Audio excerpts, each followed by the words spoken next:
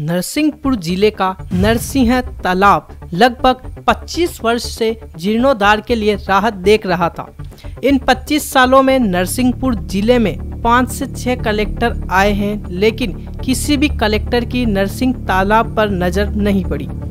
नरसिंह मंदिर के पीछे लगभग 18 एकड़ में तालाब नुमा जगह बहुत समय से बिना पानी के सूखे पड़ी हुई थी। कहते हैं कि 25 वर्ष पहले तालाब में लबालब पानी से भरा हुआ रहता था। शासन की योजना के अनुसार जल संरक्षण के लिए तालाब निर्माण की योजना चलाई जाती है और उसी के अंतर्गत तालाब का गहरीकरण भी किया जाता है। नरसिंहपुर कलेक्टर रोहित सिंह ने तालाब के गहरीकरण के लिए जनमानस को जोड़ दिया है। उन्होंने श्रमदान की मुहिम चलाकर नरसिंहपुर के लोगों को तालाब के गहरीकरण में श्रमदान करने के लिए प्रेरित किया। देश में अनेकों तालाब है, लेकिन नरसिंह तालाब देश का अजब अनोखा तालाब है। देश के अन्य तालाब में साधारण पानी होता है, इस तालाब में पवित्र नर्मदा जल भरा गया है। पौराणिक मान्यता के अनुसार भागीरथ के तप से प्रसन्न होकर गंगा ने पृथ्वी पर आना स्वीकार किया।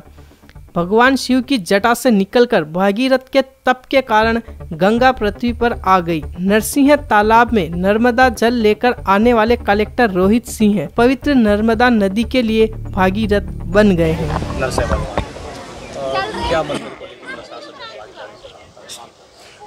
ये भगवान नरसिंह हम सबके आधार स्तंभ हैं, हम सबके पूरे ज़िले की पहचान है। हमारा नाम भी उन्हीं से है, हमारा काम भी उन्हीं से हो, उन्हीं से जुड़ा हुआ हो और एक अच्छा पहल हो, अपने ज़िले में अच्छे काम हो, हमारी योजनाओं का अच्छे से क्रियान्वयन हो, हम सब लोगों का प्रयास है।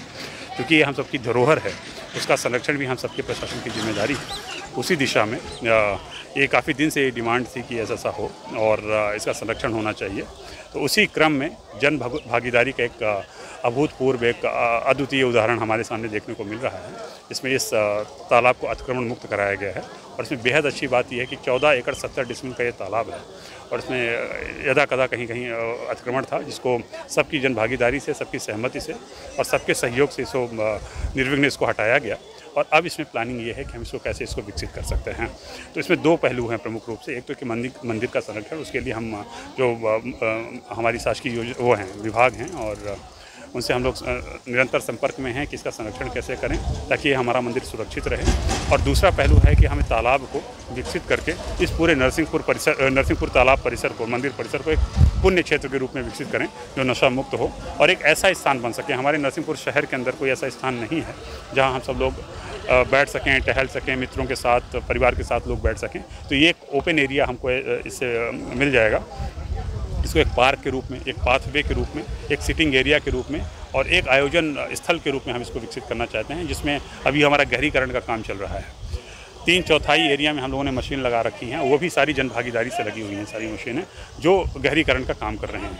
हमने WRD की इंजीनियर्स को भी लगा रखा है और टेक्निकल स्टाफ को भी लगा रखा है जो एक डिज़ाइन के हिसाब से इसको काम करेगा।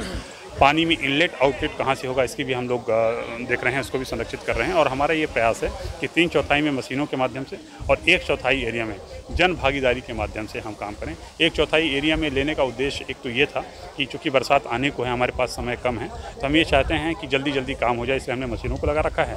1/4 लोगों को क्षेत्र में लगाने से उससे कम जन भागीदारी सुनिश्चित होती है। एक पब्लिक का अटैचमेंट होता है इस काम से, वो अपना काम लेते हैं। और जैसा हम लोग कहते हैं और सुनते हैं, लगातार हम लोग बात कर रहे हैं कि मशीन की बनाई हुई रोटी और हाथ की बनाई हुई रोटी में बहुत अंतर होता है, स्वाद में बहुत अंतर होता है।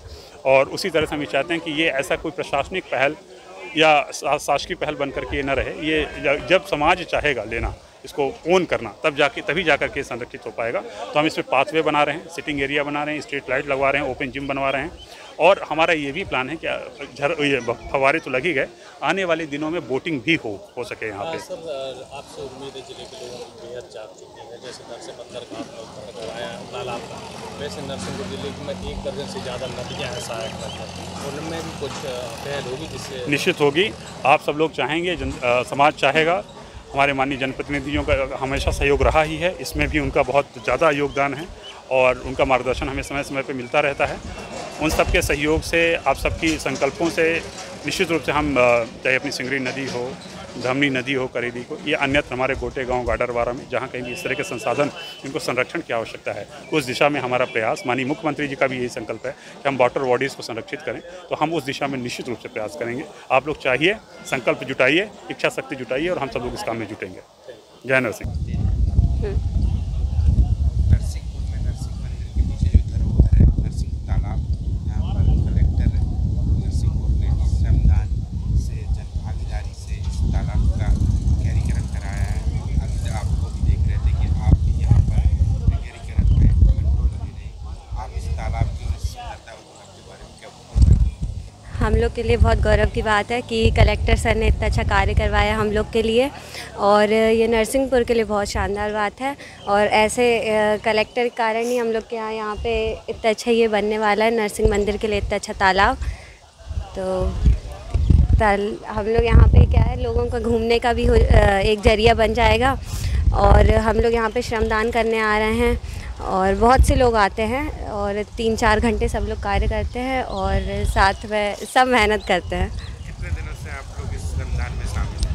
हम लोग 1-आध हफ्ते से यहाँ से साथ में जुड़े हुए हैं श्रमदान में।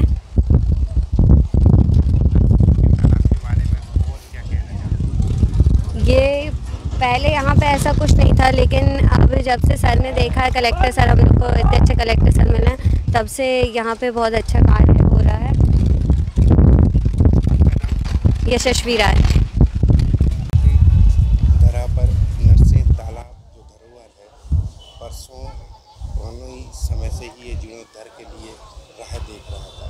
नरसिंहपुर कलेक्टर ने इसको जनभागीदारी से जोड़कर इस तालाब का पुनः जीर्णोद्धार कराया। इसके बारे में देखिए, हम सब लोग चाहते थे, यहाँ का हर शहरवासी चाहता था नरसिंहपुर का, कि नरसिंह मंदिर और नरसिंह तालाब का सौंदर्यीकरण, इसका विस्तार और जीर्णोद्धार हो।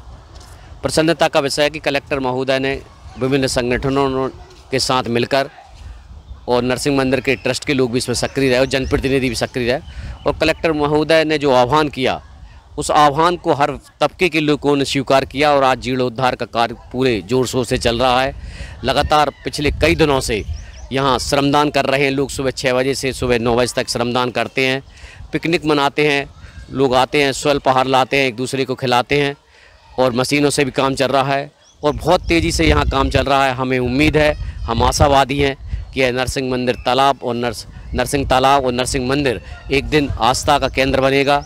पूरे ज़िले के लोग, पूरे प्रदेश के लोग इस तालाब को और इस मंदिर को देखने आएंगे, यहाँ का आनंद लेंगे, लुत्फ़ लेंगे, भक्ति रहेगी, उत्साह रहेगी और उमंग रहेगी। हम सब आशावादी हैं। निश्चित तौर पर कलेक्टर महोदय बधाई की पात्र हैं, जिन्होंने इस आह्वान को आगे बढ़ाया।